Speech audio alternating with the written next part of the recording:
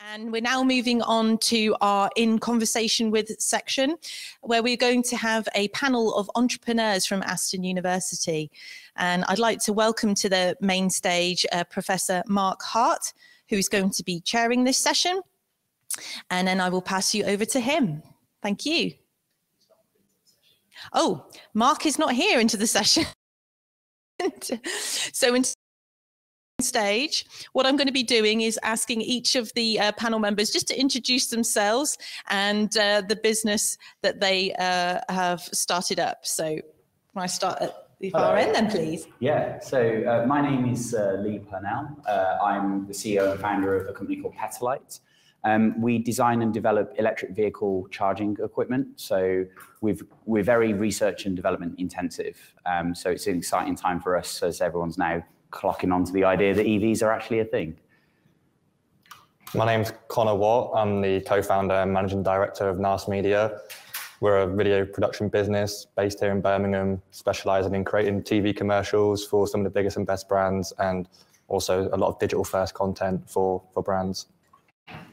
My name's Cleo. I'm the founder of Mission Diverse, and we are a non-for-profit organisation that supports people from minority communities start and launch their own business. My name's Geeta. I'm the co-founder of Green Sisters. We manufacture a range of Indian-inspired snacks and meals, and they are free from all the 14 major allergens that the Food Standards Agency regulate, so that people can have more inclusive dining experiences. Wonderful. So thank you very much for introducing yourself. We're still having a problem finding Mark on the main stage, so I'm going to continue talking to the panel here at the moment. So what I'd like to know is how influential Aston University was to you in your startup and your business experience. So Cleo, can you tell me a little bit about how it will happen for you in terms of your startup? So funny enough, I actually studied at another university, but Aston University and the BSEAM programme have been very instrumental in helping me launch my business. So I started back in 2014 through the BSEAM programme, which is launched by Aston University, and they gave me the fundamental foundation really to create the idea, build it and develop it, so I felt comfortable and safe in going to launch. So they've been quite instrumental in my development, basically from the early days. And Connor, were you part of that BC programme as well? I was. I've kind of gone on a bit of a Aston journey from being a student here, studying business, and then going on to the BC programme, and then from that going on to the Aston Centre for Growth to take our business to that next level when we're trying to scale, and that's what that programme was there for. So it's helped me so much understand kind of the ins and outs of working in business. Networking especially has been a big thing from the BC programme and from the Aston Centre for Growth, and just speaking to other entrepreneurs and getting their feedback on challenges has been really instrumental for me and my business to be able to move it forward. Geeta, how did you hear about the programme, the BC programme at Aston? Well, my co-founder sister, Rena, also attended the university and part of the alumni. And when she graduated, we wanted to make sure she had more business-led skills. So we were on the BC Sisters, and then also represented the university at the Santander University. So that was a programme that helped us to kind of build a really good business model canvas, really get into the nitty-gritty of the business at the startup phase. Neither of us were familiar with a food business, and so it was really instrumental to find out more about how to go through that mentorship. We really benefited from somebody to help us kind of guide us through the very early stages. And then later I was on the Aston Growth programme, having heard about sort of the great scale-up opportunities to meet up with other business owners. And I think mentorship and, you know, speaking with people that have been there and are also in a similar position to you with the challenges they're facing in business was really quite useful for us to learn on that particular programme. So yeah, both were really, you know, a natural lead on from the initial BC programme. Leigh, and you were involved in the BC programme as well. How important was the mentoring side of that programme? Really important. A lot of people think they can do it by themselves and start a business, but there's a series of fundamentals that you need to learn very early on. It's always this whole reinventing the wheel, right? You've got your idea, but do you know how to do your accounts? No. And there's a lot of ways of speeding that process up. There's a lot of advice that people have basically gone through the wars to get you. And there's a lot of also, this is a competitive and capitalist environment. You need to be able to be constantly ahead of the curve. And two of those things are mentorship and you're going through to the point of networking, which is really important because you need that head start. Wonderful, thank you. And I just want to take this opportunity to make sure that we've got some questions coming from the audience today. So please make sure you put those in the Q&A and then I can put them to the panel. You'd be helping me out massively. So please try and do that as we go along. Leigh, what were the challenges that you faced along the way that really worried you and concerned you? Money. It's always money. Everything's money at the beginning because time, like you can't really get any more time. So money helps you be more efficient and get that time going forward. So it's that you have to build that networking up in order to get more cash, to convince people what you've got is good, to convince investors, people who are giving out grants. You just have to put in 120% more effort than anybody else. It's not 110, it's 120. And it's really, really important. If you do not do that, you don't succeed. I think we've all been down that route of you just have to push as hard as possible to get your first orders, get your first investments, and move forward. So Connor, what was the biggest sacrifice you made then when you were on the startup? So the biggest sacrifice was when we first started, which was in 2018, it was right in the middle of my final exams at university. So I didn't really have much money. I didn't really have kind of anything going for me at that point, but I really wanted to obviously give everything in trying to start a business and put everything into it. So I basically, over the summer of 2018, sacrificed my social life, like going out, seeing friends, and was working a part-time job to supplement my living at that point in a call center, which, as you can imagine, probably wasn't the most enjoyable thing. And then from that, I was working every other hour trying to get my business up and running. So I think at the start, just sacrificing pretty much my social life and just trying to get this up and running was the main sacrifice for me. Okay, I'm going to go to some of the questions that we've got from the audience come in. I think I spotted one earlier around what has inspired you as you've gone along. So Cleo, could you speak to that, please? I'm quite lucky. I came from quite an enterprising family. So my dad ran businesses previously, and I think that kind of gave me the entrepreneurial spark that most people kind of want to have. I was quite fortunate enough that I got to see it quite often.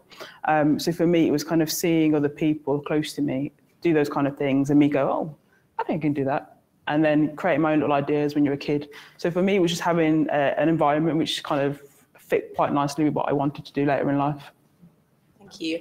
Geeta, you spoke about cash funding, finance being the problem. What access to funding was available to you and how did you manage that?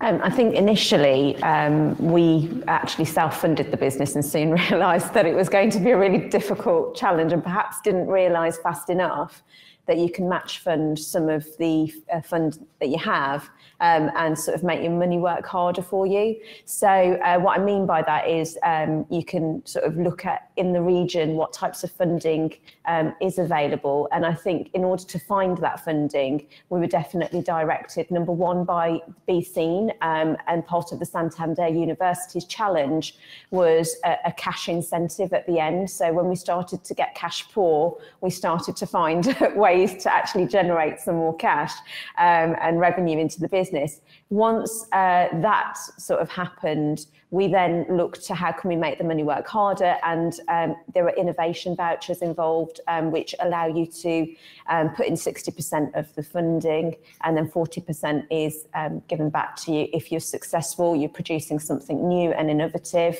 which most of the businesses I think that are small and enterprising right now are actually doing. So there was always an avenue to access more funding, and then ultimately pushing the growth of the individuals in the team as well. So there's funding for training, which I think is really important as well. You've got to invest in your own skills. So, working with Aston University was really instrumental in understanding what funding's available. Is there a way of taking business loans sensibly? Because we're very adverse as small businesses to accessing finance and taking on debt. And the one thing we realised is that had we have taken debt in our first year, we would have grown a lot faster than what we did. But that was something that we sort of saw in hindsight. So it's about being open to actually accessing. If you've got a plan, as long as your plan is robust enough and you can sit down with a mentor, which I think you said before was a really important part of the journey, then, you know, accessing finance makes sense to help you to propel your business to a stage that, you know, really scales it up in the right way. Wonderful, thank you. Leigh, I want to put another question to you. It's from someone on our audience, so thank you very much for sending this through. It was around about what can universities do to help students actually launch their ideas as opposed to just talking about them in the classroom, as it were? Yeah, so I think your mind is set before university, whether you want to be an entrepreneur or not. A lot of people late primary school, early high school it's to do with social skills. I think that a lot of it comes around, but universities can really focus on the fundamentals. It's kind of like when you do STEM, but for business. So you've got all your accountancy stuff, making sure that you're doing proper critical thinking pieces, project management exercises, business planning exercises, like, even though you are a unique entrepreneur in the world, you're also dealing with a lot of people who hold the keys to the kingdom of cash that are mid-50s and above, not being ageist, but that's what happens in those rooms. And you have to be able to meet the check boxes of those milestones to convince them to give you cash. And that's from an investor play. From like a business opportunity as well, you need to reach a level of credibility. You can have the best idea in the world, but if you do not reach that level of credibility, people are not going to trust you with their money, not even with their money, with their time. I've had people at the very beginning going like, oh, we don't know what we're doing. And you turn around to them and you go, but your idea is not flushed out enough. You haven't got even a website. Like there is a line where people start believing you, and then there's another line further on where people start giving you cash, and then there's another line a little bit further on from that where people actually give you investment, and all of that is building up trust, reputation, and networking. Wonderful, thank you. I wondered, Connor, if you could talk about the difficulties you've had during lockdown with progressing your business. Yeah, lockdown was a tricky one at the start because a lot of our business was going out on set, filming people, locations, etc. And obviously, when that's kind of come to a halt and we can't go out there, we were a little bit challenged to see where our money was going to come from. But I think what good businesses do and the most innovative businesses do is they change and they become as agile as possible. So we noticed that we can still create videos for brands, but it will have to be more the motion graphics, the animation route. So we don't necessarily have to be there on site. So what we've done was focus on animation, focused on motion graphics, and a lot of businesses still needed to influence new customers and engage existing ones. So they still had marketing budget there, which was taken away from events and put into more social. So obviously that was quite fortunate for us because we had a client base already and we had businesses who were paying us subscriptions for continuous videos. So we managed to pivot them to spend whatever money they were going to spend on events to spend on social, and that was kind of the more motion graphics and animation style. Very clever, fantastic. Cleo, can you describe how important sustainability is to you in your business, if it features, and where? Yeah, so for us, sustainability, when we look at our business, because we do a lot of work in terms of people in the community and also a training side where we support corporate organisations with their diversity and inclusion work. For us, being sustainable is we focus more around the community element. So how are we able to provide our services to more people while still being viable both financially and both being able to communicate with our audience. So for us, it's quite pivotal that we can communicate effectively with people we're working with to be able to sustain our work going forward. So if we can't have that level of comms and interaction with people, then to be able to sustain what we do going forward actually becomes far more treacherous. And especially in this COVID climate where interaction was limited, like kind of mentioned before, we've kind of had to pivot in a way that Sustainability for us actually looks at comms. So how do we communicate? How do we liaise using technology more than we ever used before? Because before it was more of a physical setting and an environment to enable us to continue our work. So we have to look at sustainability from a different angle just because of the work that we do. And that's mainly to be able to support the people that we help in the community as opposed to the corporate work that we look at. One question I want to put to all members of the panel now, and this is a question from the floor, and thank you once again for putting your questions through the Q&A section of Remo. And we'll start with Geeta. That is, what is the best bit of advice you've received along the way? Oh gosh, that's a really good question. This is going to be a cop-out really, because I don't think there's ever one bit of advice that you can say is the best bit of advice. It's keep your ears open to everything that is around you and take everything that somebody that's been there before, you know, and actually can offer you, and sort of understand what kind of nuggets of wisdom they're going to give you. I think ultimately somebody who's a professional that does give you advice that has been there, take the advice industry specific, categorise whether it's the right advice for you. I don't think there's been any one bit of advice. We've been very fortunate being on this programme and part of Aston University's business school, that there are so many good bits of advice, and at different points in your journey, a different bit of advice is going to be crucial. So whether that's funding, accounting, advertising, you know, absolutely everything, there is always going to be something that will be perfect for that particular time in your journey. So sorry, it's a bit of a cop-out, but that is truthfully my answer. Cleo, what about yourself? I'd probably say my kind of bit of advice would be the only dumb question you can ask is the one that you don't ask. So I've spent a lot of time going up and down the country just meeting with people just to ask questions, which might seem a bit stupid. You know, you drive an hour and a half away to spend 30 minutes just to pick someone's brain. But I genuinely feel like if you don't ask the question that you think is stupid, then you probably won't get the answer that you need. So I think the first thing is the only dumb question you can ask is the one that you don't ask. And progress is a slow process. I think people start a business thinking that, right, they're going to start a business and overnight they're going to make money. You know, the clients are going to just roll in and people are going to want what you sell. That's generally not the case oftentimes, unless you have a very large budget, which, as I think all of us can agree, that when you start a business you just don't. So just remembering that having a startup business doesn't mean you're going to make money fast. Wonderful, thank you. And I like that one. The only silly question is the one you don't ask. I'm going to take that one with me, definitely. Okay, Connor, yours. Best piece of advice. Yeah, I think ultimately, like was mentioned before, I think you have different challenges at different times of your business, and you need different advice at different times. So again, a bit of a cop-out question, but I think it's just ultimately being resilient. You're going to come up against challenges. You're going to have clients that might be a little bit pushy, or they might fall out with them, and you might not get a deal that you're thinking about getting. So it's just about being resilient, I think, and just believing in yourself, believing in your product, believing in your service, and just continually getting better each and every day. Great, thank you. Oh, I'm at the end.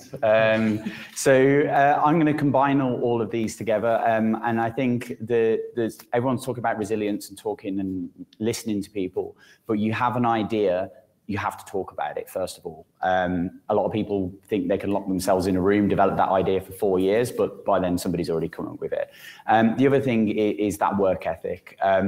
A lot of people think they can do this part-time. No, it never works. People, I've very rarely, I don't think I've seen a single business that has actually worked that people go, oh, I'll do it on the side with my other business. Because either it gets so successful that people get rid of their job, or it fails because of the commitment. And I guarantee all of us here have worked late nights into Saturday nights and weekends and every ounce of the day and not paid ourselves enough money. And if you don't do that, if you're not that committed, just go do a 9 to 5. But if you're really passionate about what you do, you will be doing those hours, but the rewards are there. The rewards come because people start validating your ideas, giving you money. It's all good. Oh, I like the idea of giving you money. It sounds like I'm in the wrong job. Well, thank you for that. We're just going on to our last couple of questions now. Helen Carley has asked from our audience, it would be great to know from you how you've identified and marketed to your customers. So Geeta, could I ask you to answer that one, please? Yeah, I think, first of all, I was my customer, and so I had an allergen-free diet through necessity rather than choice. And my sister was my family, and we felt there was a gap in people understanding that actually it's not just the person who's got the allergy, it's also their friends and family that's challenged in that way. And then putting that to the audience that you're looking to actually serve. So for us, it was going to events that are where our audience would be and really listening to them. So I think it's always important to pay attention to who your actual customers are.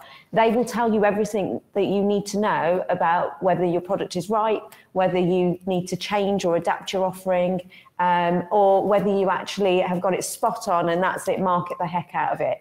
So once you've got to the ideal position where it's marketing, I would say we didn't pay enough attention to social media, if I'm totally truthful, at the very beginning, because we didn't quite understand it. I'm sorry, I'm a millennial, and for me, I'm not on the right end of the millennial thing to quite take advantage of it. So getting people involved if it's not your bag, to help you to progress areas of marketing that you're not necessarily so confident with, which is what we've learned.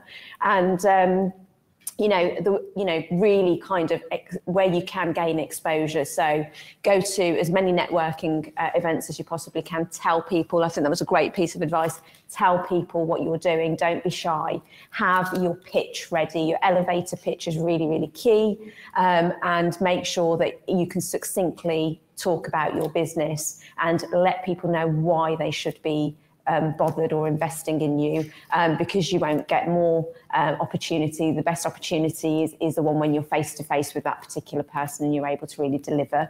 Otherwise, obviously, it's investing through like going into magazines, doing the paid investment. But to be truthful, if you're really good at marketing, you may never have to pay for it. So there's lots of free PR out there. So go and find it and exploit it and get your message out there.